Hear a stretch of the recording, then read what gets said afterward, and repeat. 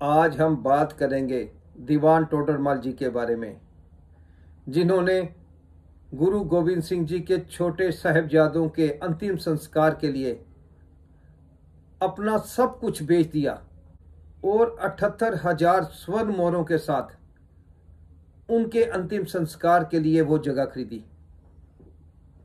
जो दुनिया में एक इतिहास है। आज तक इतनी महंगी जगह कहीं भी नहीं बिकी।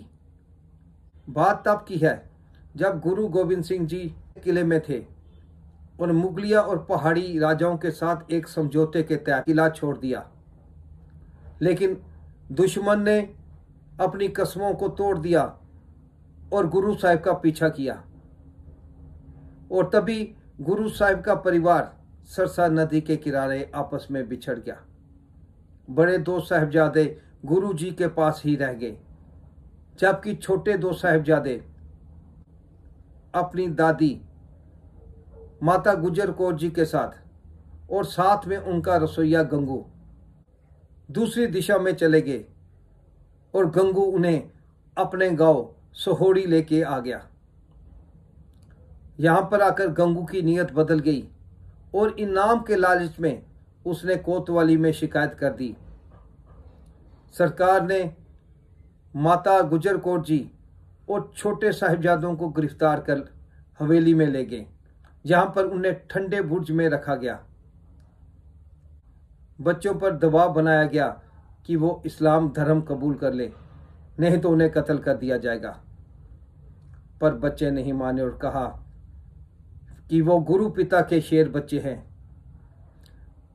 तब नवाब वजीर खान ने उन्हें दीवार में चिनवा देने का हुक्म दे दिया और उसके हुक्म से बच्चों को दीवार में चिनवा दिया गया।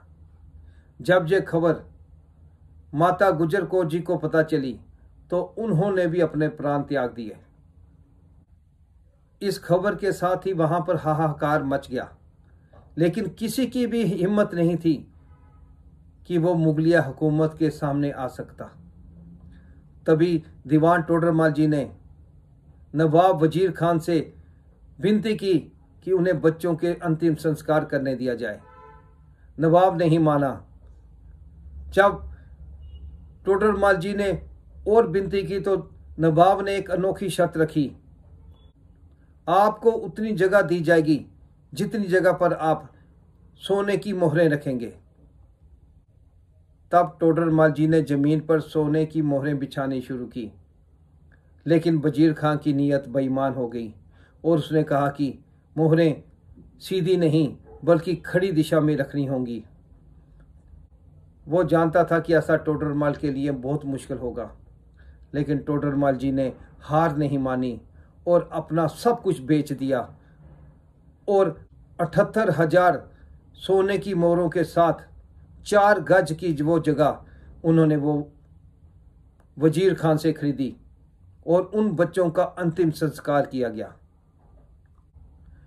आज तक पूरी दुनिया में इतनी महंगी जमीन कहीं नहीं खरीदी गई। दीवान टोडरमल ने अपना सब कुछ बेच दिया, जहां तक कि अपनी हवेली भी बेच दी। जब ये खबर गुरुजी को पता चली तो गुरुजी टोडरमल के पास आए और उनसे कोई वर मांगने को कहा। तो टोडरमल जी ने हाथ जोड़कर विनती की कि उनके घर कोई औलाद ना पैदा हो, ताकि उनका वंश आगे ना बढ़ सके। गुरुजी ने हैरान होकर पूछा कि आप ये क्यों मांग रहे हैं? तो टोडरमल जी ने कहा, मैं नहीं चाहता जो आज काम मैंने किया है आने वाली मेरी वंश इसके बारे में बताएं कि ये हमारे पुरखों ने किया है, इसलिए मैं नहीं चाहता कि मेरे घर में कोई बेटा पैदा हो। मुझे आशीर्वाद दीजिए। गुरु साहब ने टोडरमल को अपने सीने से लगा दिया। यह कहानी है दीवान टोडरमल की। जब तक ये दुनिया रहेगी तब तक टोडरमल जी का नाम इतिहास में दर्ज रहेगा। उनको हम शत शत नमन करते हैं।